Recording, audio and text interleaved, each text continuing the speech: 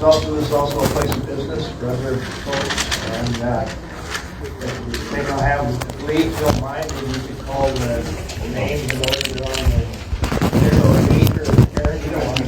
I'll give it to you, Bob, but I'll leave it there. All right, and we'll proceed with public comments. Okay, first is Tiffany Nichols.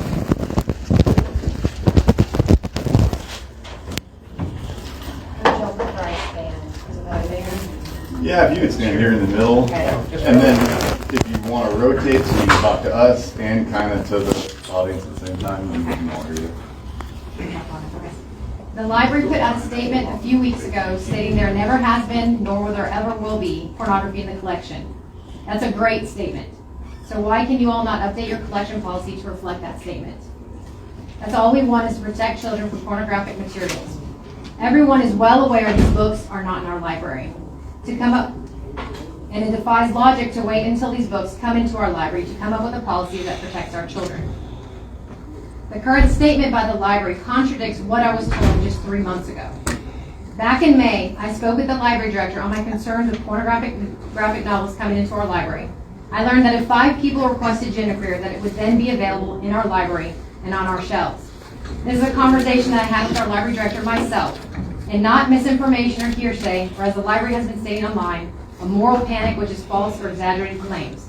This is an answer I heard directly from her. Only 5 people needed and pornography would then be in our library. After speaking with the library director 3 different times about my concerns, I then show up to the June board meeting to share my concerns with you all. You all discuss, vote, and then allow for public comment on the issue after the fact. How does that make any sense for community input? And then to find out that our library joined the American Library Association, an organization that promotes pedophilia. Did you all do any research prior to joining the ALA? Are you aware that they gave an Alex Award to a book that has pedophilia in it? Genderqueer has an illustration. I apologize, I hope there's no children in here. There are. Okay. I'll skip that part, but there's pedophilia in genderqueer. I'd like to give an example of such proof. The LA is celebrating and giving an award for this book, which is written for adults that has special appeal to young adults ages 12 to 18. 12 to 18. Why is our library joining an association that promotes a book with pedophilia and gives it an award? And how does our current collection policy keep books like this with pedophilia away from 12 to 18-year-olds who often browse books on the first floor of the library? My tween and teen children spend half of their time on the first floor of the library. There's no protection for them with our current collection policy. And remember, I was told all it takes is for 5 people to request a book with pornography and it would then be on our shelves.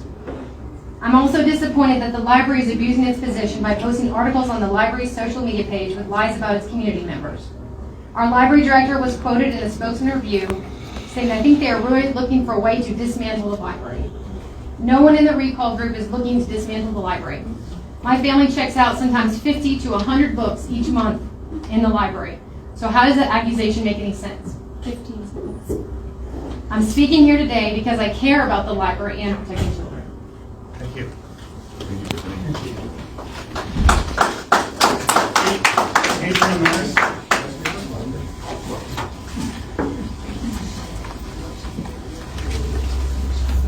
Packet and my thumb drive. I will be providing the library board today with the thumb drive of a conversation between the director, Kimber, and I dated June 27th at 2:45. In the recording, Kimber stated that before the May 19th meeting, no one except the director knew about the updates of the material selection and collection development policy. She continues telling me that she copied the American Library Association's verbiage and added it to the library's policy on her own with no guidance from the board. She continues explaining to me that she placed the policy updates in the board members' package 2 weeks prior to May 19th meeting. At that time, no board member knew about the policy update. Under the material collection, selection, and collection development policy 6.3, Idaho Code Title 33 and Chapter 26, it states that the ultimate responsibility for the purpose, direction, and scope of the development rests with the board. 6.3 also states that the board acts as a representation of the community, setting policies and approving services for the institution. ALA's policy B.2.12 states libraries and librarians have an obligation to resist efforts that exclude materials with any subject matter including sex and argues the First Amendment. According to the Federal Obscenity Law 1466A of Title 18 and Idaho Statute 18 states that materials including cartoons depict minors engaging with sexual activity conduct are deemed illegal. So we're talking about genderqueer. Kimber has no rights to join the ALA without the board's vote because the board is the only one that can decide if they agree with joining the ALA, since the policy is definitely a redirection that covers the scopes of our collection. She had the board look over the policy manual, and then the board, she should have had the board look over the policy manual and then allow the board to vote on whether or not the policy manual was aligned with the direction that our library wants to pursue. Also, according to Idaho Meeting Law Statute 74, if an action or deliberation or decision making the lead to an action occurs at any meeting that fails to comply with the provisions of the open meeting law, such actions may be declared null and void by a court. The law requires the board to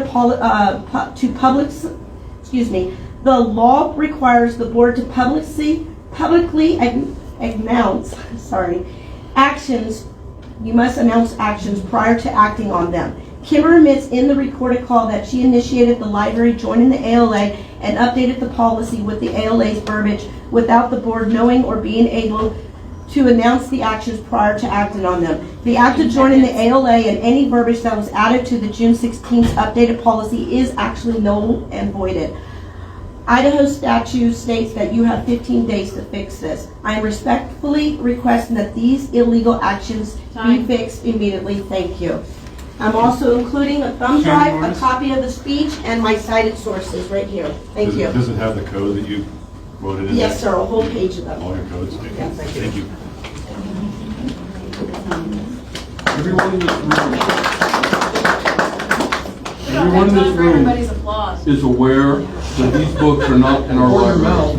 The situation is that we need strong policy to keep it that way. We do not need the few benefits the American Library Association, the ALA, offers while they promote breaking the federal obscenity laws.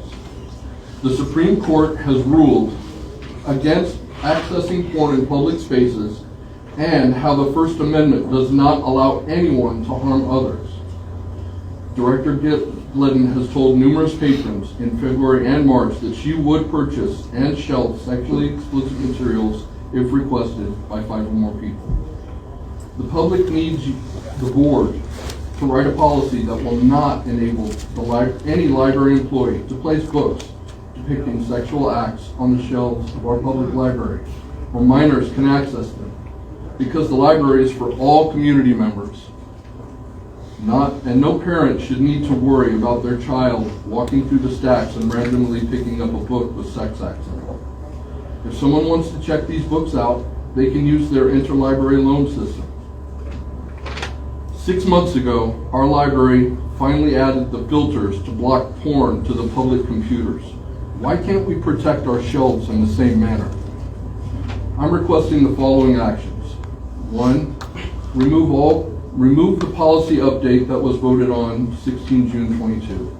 2, rewrite the policy to clearly stipulate that the library will not allow sex acts, books with sex acts, to be placed on the shelves for checkout by anyone under the age of 18, as stated in both the Federal Obscenity Law, Section 1466A of Title 18 and Idaho Statute 18. Should a patron wish to check out these books, or books of this nature, they can be checked out through the Internet Library Loan System. Of course, please choose your own language. I'm just making a suggestion on this. Also, cancel the American Library Association membership and remove any reference to the American Library Association from our library's policies. Per Idaho law, please provide a statement acknowledging these updates and place the statement at the library physically, on the library's website, and via the library's social media within 15 days, according to Idaho open media law. And if steadfast devotion to the protection and sanctity of children is Christian extremism, sign me up twice. You can put down Santa Claus. I would like to make one correction. We have had filtering software on the computers in the library since before it was actually required by law Excellent. from the state of Idaho. That is fantastic. It's been more than a decade that we've had heavy filtering software. And we've had, in fact, we've had stronger filtering software at our library than has ever been required by the state of Idaho. If We're we pretty can apply good. that to the shelves, then everybody in here wins. Douglas Nowak. Well, hey, good morning to the leadership, the rest of the citizens. Good morning as well. I do appreciate this time to speak, so a sincere thank you. Really do appreciate it. Into that, I am calling for the current policy in section 6.4 to be reviewed and changed. Specifically, paragraph 2 of section 6.4, which states, Boundary County Library will not place materials on closed shelves or label items to protect the public from their content. I say again, the Boundary County Library will not place materials on closed shelves or label items to protect the public from their content. This current policy has the potential to allow for children to have access to sexually explicit material, and therefore would create an environment that is not family friendly and safe for children.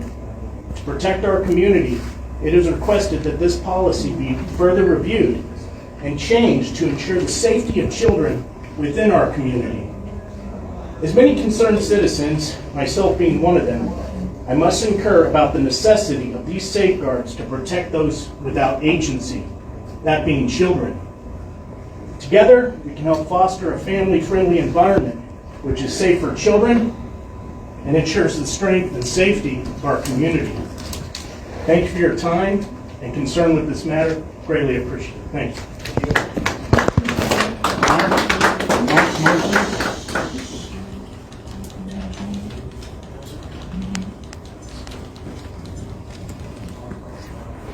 Well, I'm going to spell out some simple definitions for the audience and for y'all. Me especially. Dereliction of duty, the deliberate or conscious neglect, negligence, or delinquency of one's duty. Malfeasance, the performance by a public official of an act that is legally unjustified, harmful, contrary to law, or wrongdoing, used especially if an act in violation of public trust. All of our things. Corruption is a form of dishonesty or criminal offense which is undertaken by a person or an organization which is entrusted in a position of authority in order to acquire illicit benefits or abuse power for one's gain. The insurance issue. Have you notified any potential new insurers of the pending litigation in the tort? She, her, hers. You call people in this community names such as extremists, militants, bullies, liars, in order to make yourself a victim in the eyes of the public. You're supposed to be representing the community that you live in, but you're only representing the woke movement in yourself. You actively push to make sexual content available to children when you're supposed to be protecting them. You've been given the opportunity to stop that, and you have chosen to perpetuate it. I call that perpetrator. How many on this library board are actually elected to positions? Any of them? Just all you gotta do is just do this. All of them elected. So things need to change. Otherwise, you bring curses upon us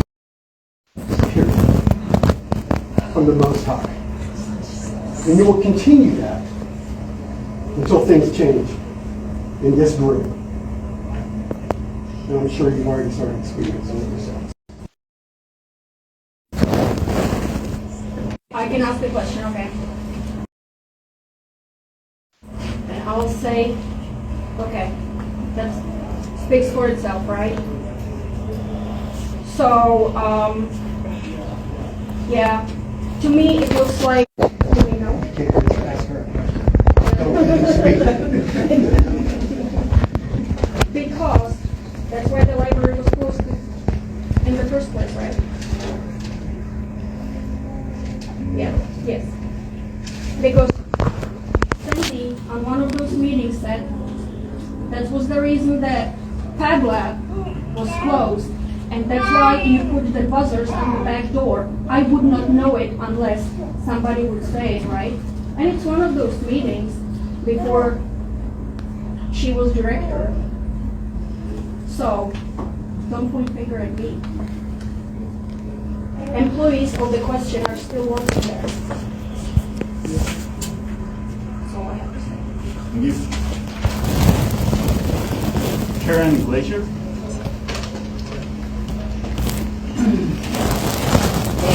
Gentlemen, thank you for your service and thank you for your time this morning. We are a community divided. The Hatfields and McCoys have absolutely nothing on us currently. I'm here today to respectfully request that you listen and try to understand, even if you don't agree, to all points presented regarding the issues currently causing so much division. I encourage you to take the time to carefully review and consider the information to coordinate and implement policy changes that address and resolve issues for the unification, specifically the unification and benefit of our community. Thank you. Thank you. Donna.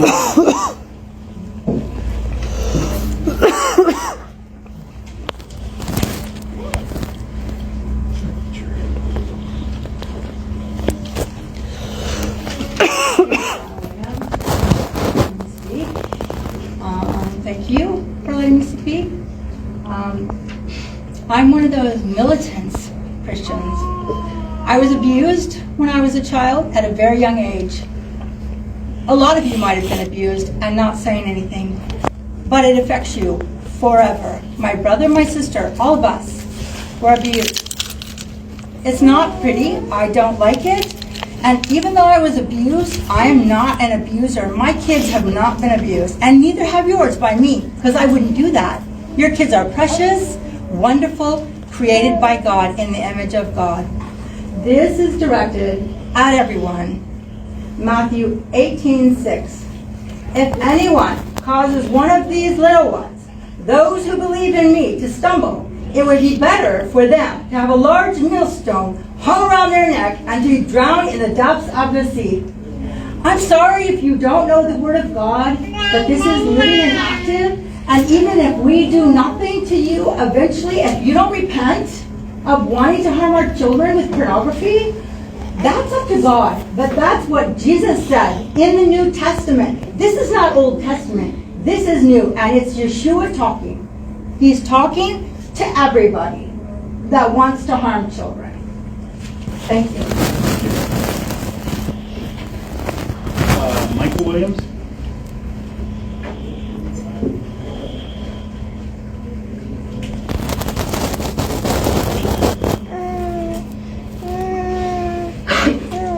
The only thing wickedness needs to prosper is for good men to do nothing.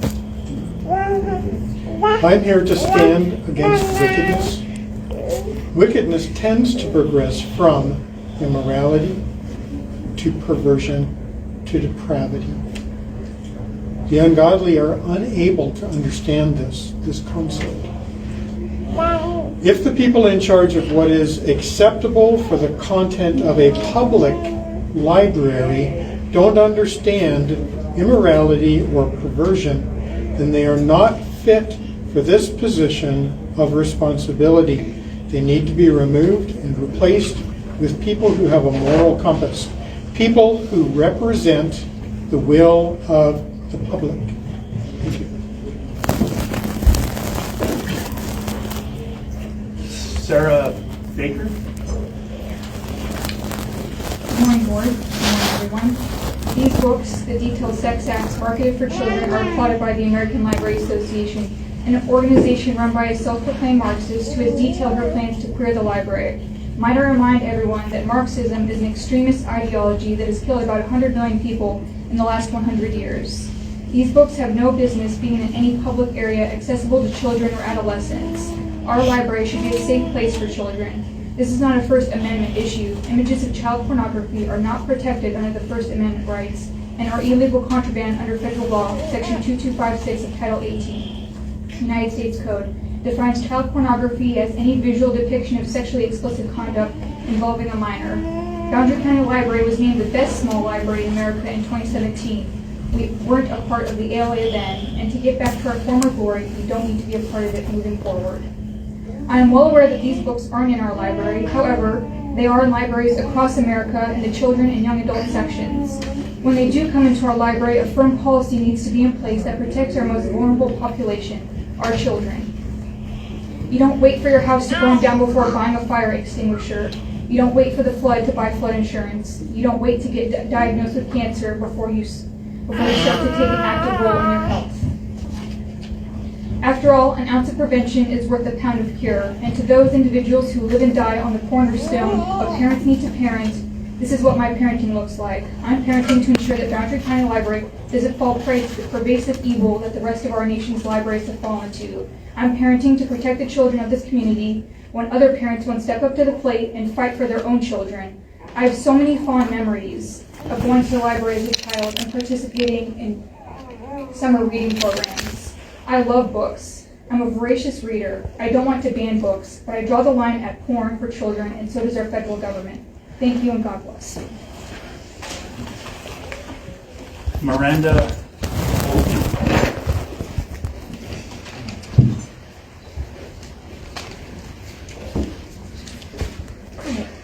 Thank you for all of your time. I appreciate it. So I was born and raised in this community. I love Water's Ferry. It's my home. And part of the reason that I love it so much is because it's safe.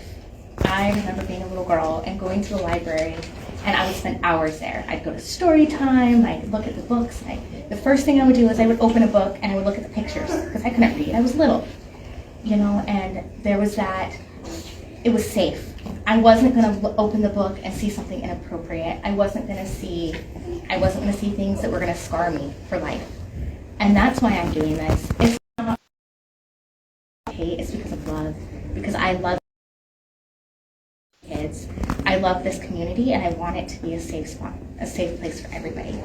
And there have been things like the people who spoke before me have touched on it. There has been that these radical Christians, that are part of the Taliban or part of this or that or. Thank you, guys. I don't know a single one of them. I'm here to just make one single point, that we currently have banned books in America. I brought some with me right here. Let's take a look at them.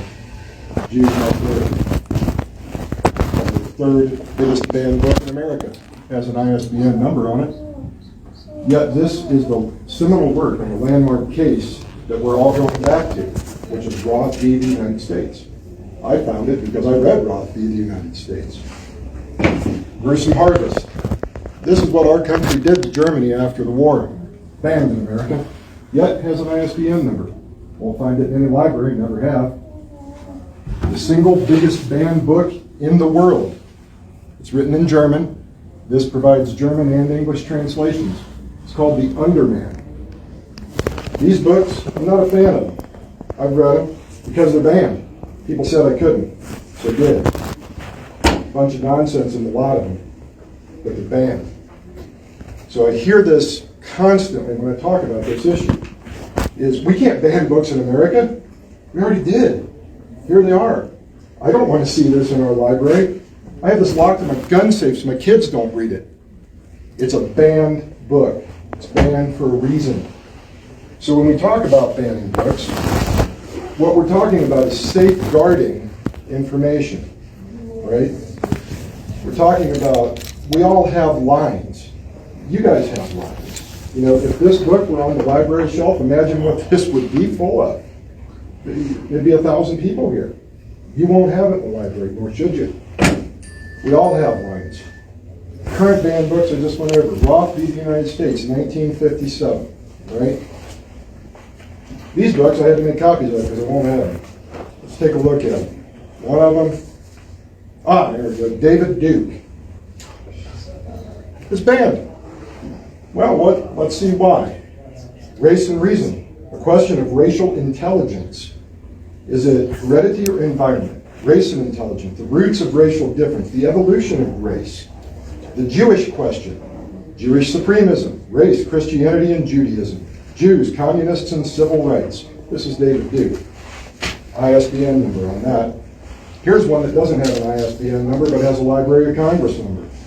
As the kamikaze is to the Japanese, as the Shiite is to Islam, as the Zionist is to the Jew, so the Phineas priest is to Christendom. I'm a Christian.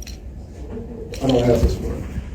In Denver, Colorado, an anti-Christian radio announcer stepped from his Volkswagen and was greeted with a hail of gunfire. In North Carolina, men entered a homosexual pornography parlor, shocked the occupants, and burned the parlor to the ground.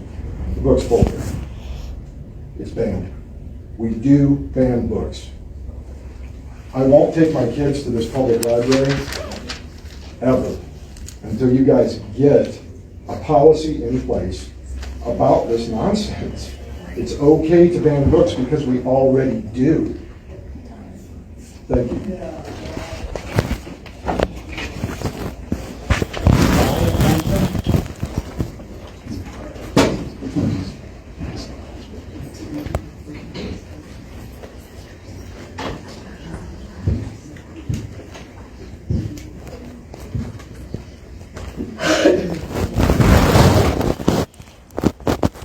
I agree with your point about if they ban it, I will read it, and so do kids.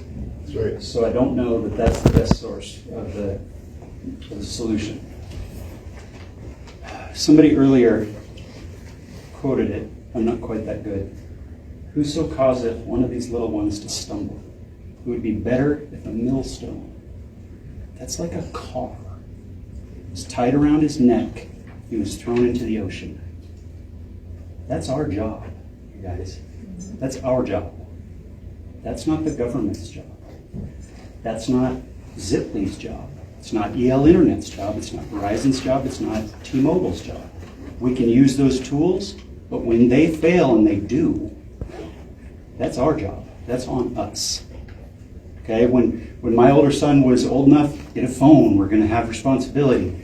I was like, I'll be smart. I'll give him a flip phone. He can't do anything. Nothing can come to him. Learn the hard way. Anything and everything can come to a flip phone because you can't put parental controls on them. Fixed that because that's my job. It's not Verizon's, who we had at the time.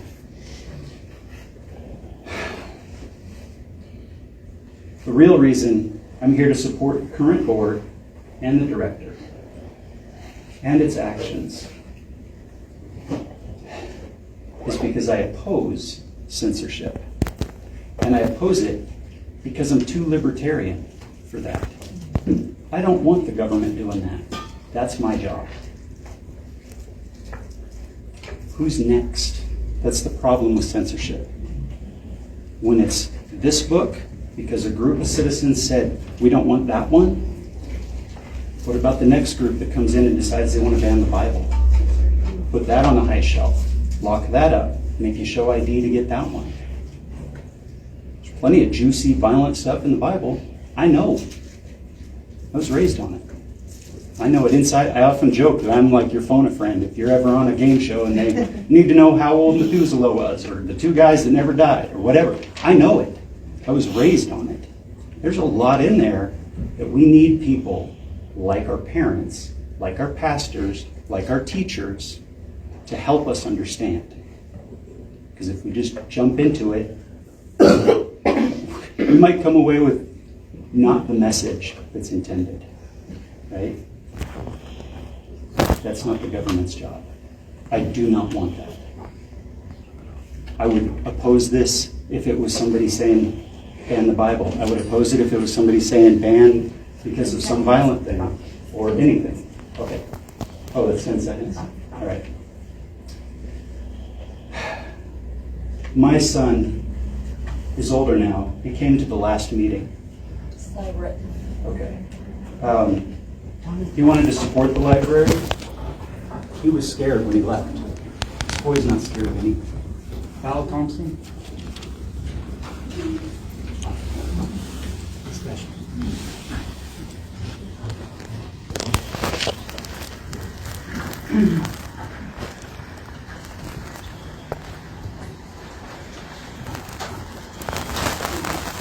I want to continue where my husband left off. My husband is Cy Thompson. My son is Riley Thompson, and he came to speak in the room. And when we got back to the pickup, he was shaking, so full of passion and fear for Kelly, who was speaking here at the last meeting, and for the library director, and for all of you on the board. What I'd like to say today is that I too oppose censorship because I appreciate my freedom. I appreciate people on both sides of this. Ms. Glazer, I appreciated what you said about bringing our community together. I have two people here whom I love, who cared for my children growing up. One on the side of supporting the library board and one on the side of censoring. And I love you both. And because they had such incredible people in their lives, our boys grew to be fine young men. I have one who's on the board for our church. I have one who is on the robotics team. They went to Scouts camp, they were counselors at Scouts camp, and they preach what they know, which is kindness and love. Except one doesn't speak very much at all. But the one thing that they do support are the people who are sitting right here, because you have provided for them a place to be that is safe. All of these things that we're talking about with all of these books that have never even entered our shelves in the library. All of this entire business is political. It's not true. It's divisive. And it isn't about porn. We don't have it in Bonnersberry, at our at our library, in our schools. We don't have it. I don't necessarily believe that there's any more policy that we need other than what we already have in the state of Idaho and what the library has. I don't want everybody trying to rule my life with their government policies. And I think that most of you feel that same way too. My fear is losing the freedoms that we have according to the will or the whim of a few people who might be on a board sometime, whom I might not trust as much as I trust these people here. And I just want to say that, Kimber, I think that our community is losing an incredible resource in you, and I'm really sorry that that is what your experience of Bonnersberry has been.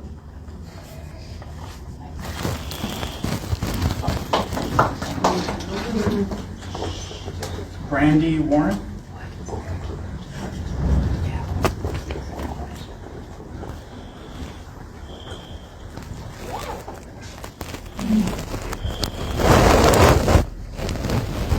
Wow. I agree with Val and Cy that I moved here 6 years ago. Like you who are new, I too came in, I moved all over, and I used the library. They were welcoming and warm, and they helped. It's a resource we need. It's a resource our students need. Censorship is tricky.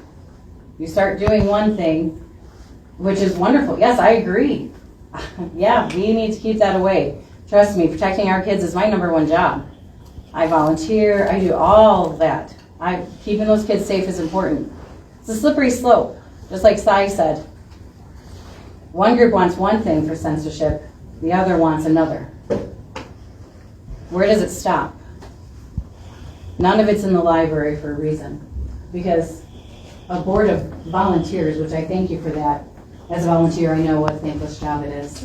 And I'm sorry you're stepping down and you're going through that, because I understand how that goes too, and it's a hard choice to make. But what I think, the reason I'm here, how many people asked me who had to work today, who couldn't come? Are you going to go? Are you going to go? I think it's important that you know that this week wheel gets grease, and that there is a lot of people that are standing behind those who support you too. That the room only holds so many, and a lot of us can't all get here. So I think that that's something I want you to understand.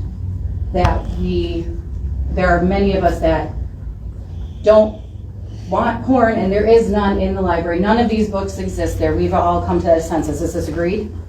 You agreed? You said this? You've checked? There's nothing there. I've been in the library tons of times. My son's been in there. It's been amazing. But for all that are here, there are thousands behind those who support you and support the library. One, I saw on the agenda about closing it, keeping this library open. Our students need this. There is no community center. There is no rec center. There is no cooling center. There is no safe haven for my students who have no place to go all summer, who need places to go. Those things are things you need to think about. I understand, okay? But those are important things to think about. They might not all be able to be in this room today, but there are thousands of people standing behind this saying, please don't close our library. And if we start this slippery slope, right? Yeah, let's censor this. This group's going to say censor that. Who's going to fight then? Who's going to fight what? Okay? Thank you. Ron Gordon.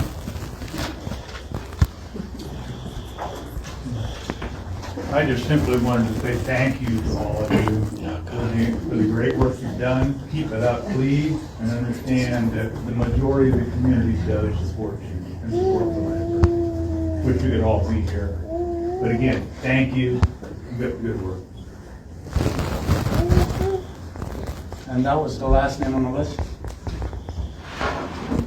Okay, thank you. Okay, we'll now take a motion for approval of our agenda for today. I'll make a motion to approve our agenda for August 18th, 2022.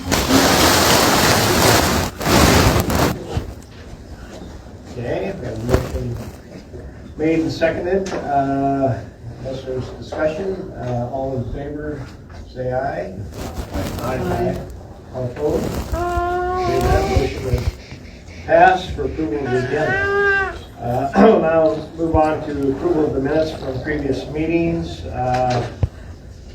Starting first with the June meeting. And I was absent at that meeting, so I cannot comment on that one or the other. But do we have any changes to be made in the June minutes? I have no changes for any of the minutes. I have no changes for any of the minutes. Okay. Okay, so for any of the minutes, are you talking about the other special meetings also? All three minutes that we have. Okay, Yes. okay, so, I'd like to make a motion to approve all minutes together. First, the minutes from the June regular meeting, the minutes from the special meeting dated August 1st, 2022, and the minutes from the special meeting dated August 9th, 2022. okay, we have a second. Second. Okay, and motion made and seconded. All in favor of the approval of the minutes as presented, say aye. Aye. Aye. Okay.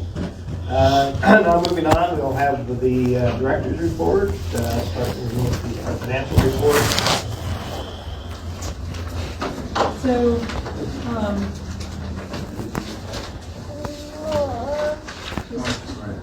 no big changes. The costs and things in the financial report are just standard. Does anybody have any questions about any of the expenditures? I know you all see the checks and whatnot as they go out. Let's see, we're, this is through June 30th, so it'll be 9 months, fiscal year ends in September. So prorating that would be 75% through a year, and I see on our expenses we're 72%, so we are within budget on anybody else have any comments on the Leonard Schulte's financial report?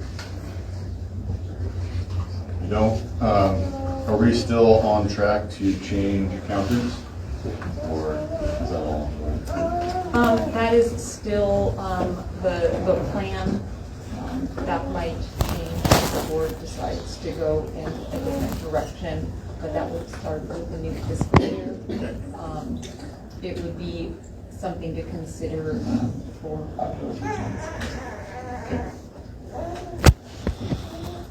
And so we need to have that finished and decided by October 1?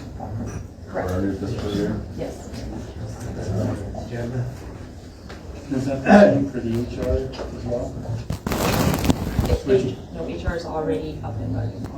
HR is already on board and working on the employee manual for the library. Did anybody have any questions about the statistics that were included for July? I did put the June ones in there as well, but the July, I mean, in the graphs, you'll be able to see the July stuff as well.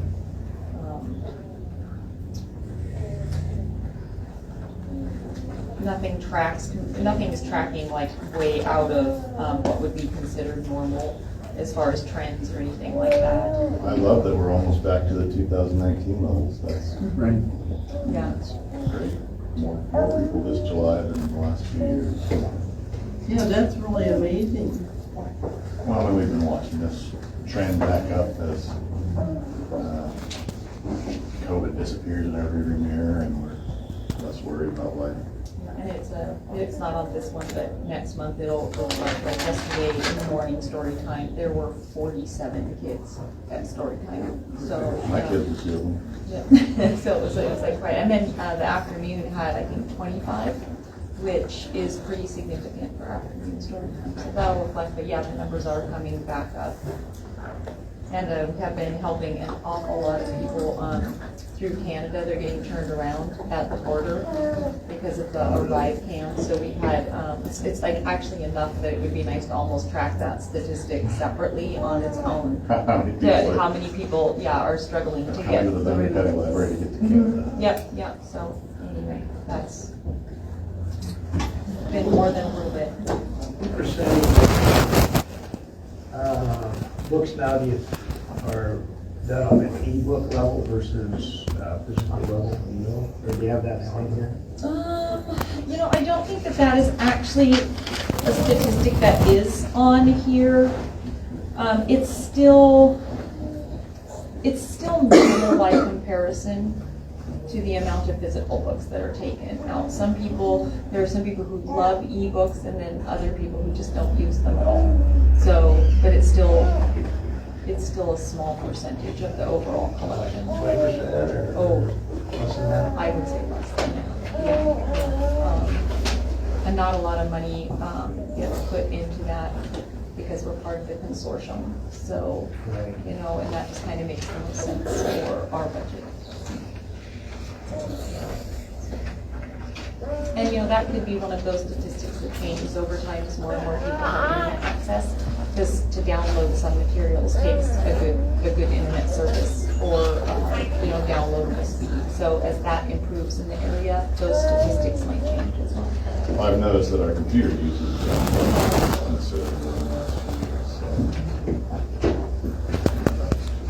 probably a sign of how much access there is in the county now.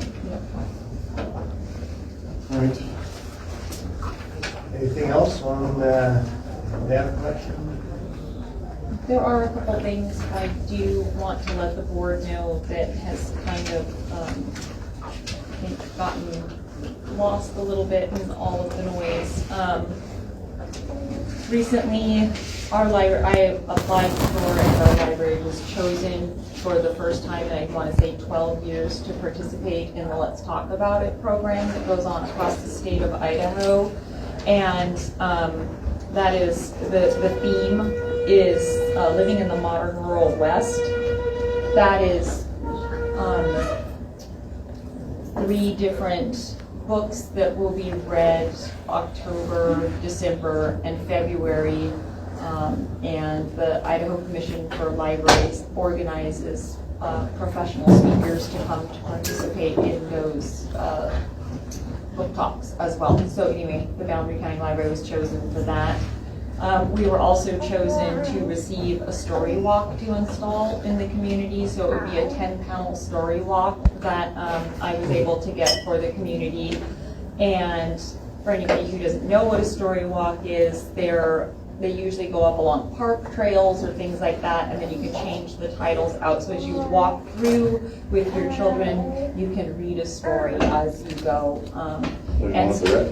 There is one at the refuge, yes. And so, and there's lots of really fun opportunities for partnerships and literacy and whatnot with story walks, and they are not inexpensive. They cost anywhere between $6,000 and $8,000. So we were awarded one of those at no cost to our library. So we got that. We've also partnered with the school district to participate this year in Battle of the Books. So that will be something that will be coming.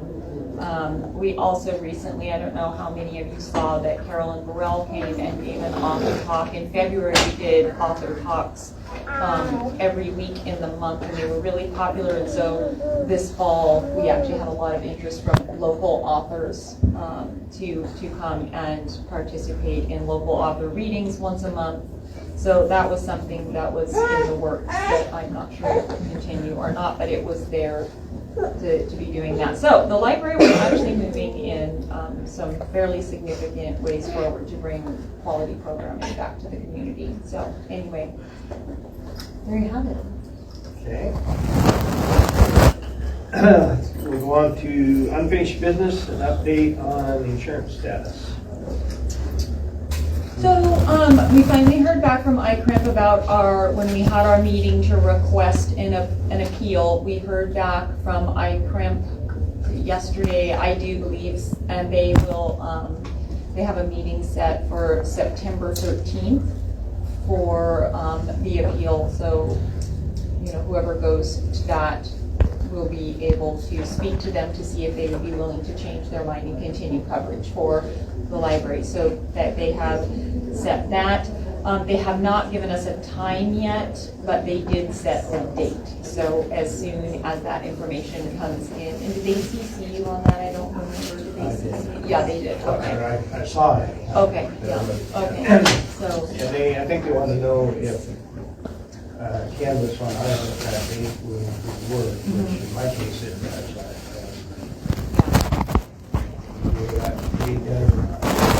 What is that date? September 13th, I'm not sure.